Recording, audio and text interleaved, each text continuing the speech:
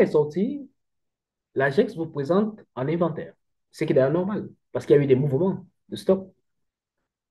Il faudrait bien que vous puissiez savoir quelle est la quantité de stock qui vous reste. S'il y a des écarts entre le stock théorique et le stock physique, l'AGEX vous présente cela.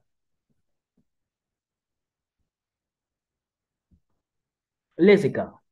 Toujours suivre le point bleu. C'est ici que vous devez faire entrer les données. Uniquement le stock physique.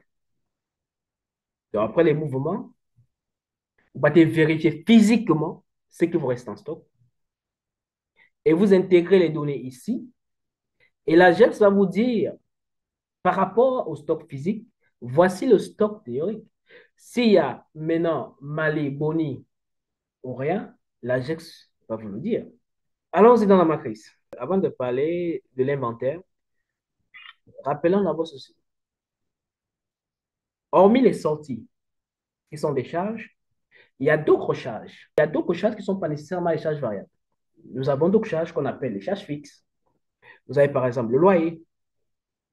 Vous avez par exemple les salaires. Lorsqu'il y a un contrat, tout est fixé. Le montant est fixé. Ouais. Donc, ces autres charges-là qui n'ont rien à y voir avec le stock, vous les intégrez ici. On vous a dit dès le départ que la GEX stock est une base.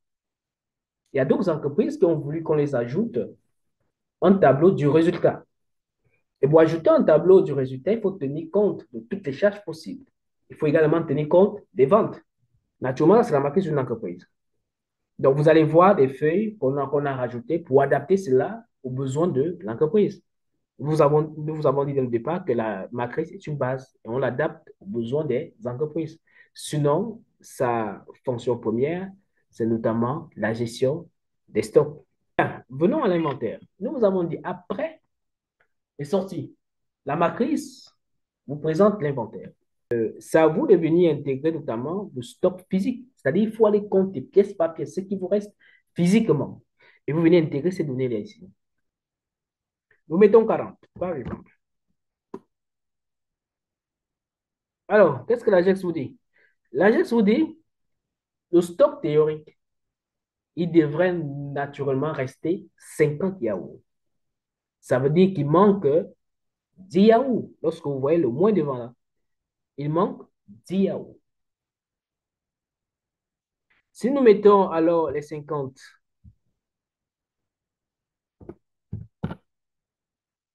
effectivement, on voit les écarts zéro. C'est ça, en fait. L'AGEX fait l'inventaire. L'AGEX vous demande d'aller compter les biens physiquement et vous venez faire entrer les données. Et l'AGEX fait le rapport et vous dit s'il y a manque, s'il y a un excédent ou s'il n'y a rien, si le résultat est égal à zéro. Supposons que nous mettons 55. L'AGEX vous dit il y a un excédent, il y a plus 5 yaourts. Au niveau du stock initial, vous avez vu, on avait 100 yaourts. Au niveau du stock initial, on a 100 yaourts. Au niveau des engrais,